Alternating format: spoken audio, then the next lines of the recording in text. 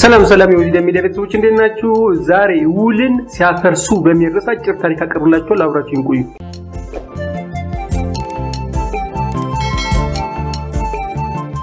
አንበሳ፣ ቀበሮና በግ አንድ ውል ተዋውሎ ነበር። የውላቸው ጭብጥም አንዱ ሌላኛውን እንዳይበላው እንዲያው ከሌሎች ጠላቶች በጋራ ሆነን እንከላከል እንጂ የሚል ነበር።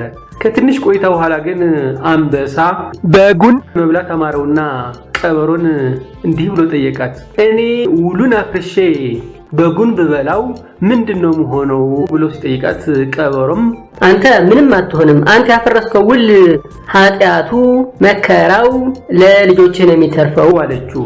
አንበሳ ግን እኔ ስለ ልጆቼ ምን አገባኝ፣ እኔ ራሴ አልጎዳ እንጂ ብሎ በጉን ለመብላት ዘሎ ሊያንቀው ሲሞክር ያላየው ሹል የእንጨት ጉቶ ሆዱን ወጋው። ያኔ በሞት አፋፍ ላይ ሆኖ እያጣጣረ አንቺ ቀበሮ ምንድነው ነገርሽኝ?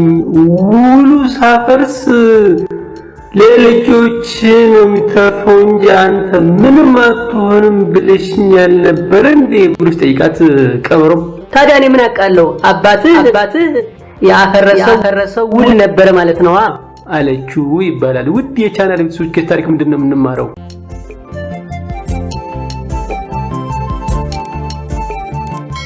ቀበሯ አንበሳውን አንተ የሰራው ኃጢያት ለልጆችህ ነው እንጂ አንተ ላይ ምንም አይደርስም ስትለው ስለ ልጆቼ ምን አገባይ ብሎ ውልን አፍርሶ በጉን ሊበላው ነበር።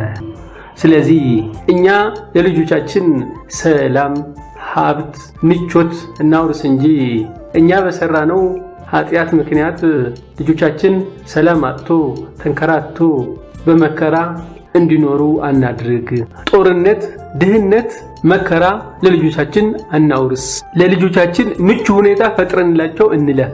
ልጆቻችን እኛ በሰራነው ስህተት ኃጢያት ምክንያት ሰላማቸው አይጡ። ውላለሁ። ታሪክ ወደዳችሁት ላይክ፣ ሼር፣ ሰብስክራይብ አመሰግናለሁ።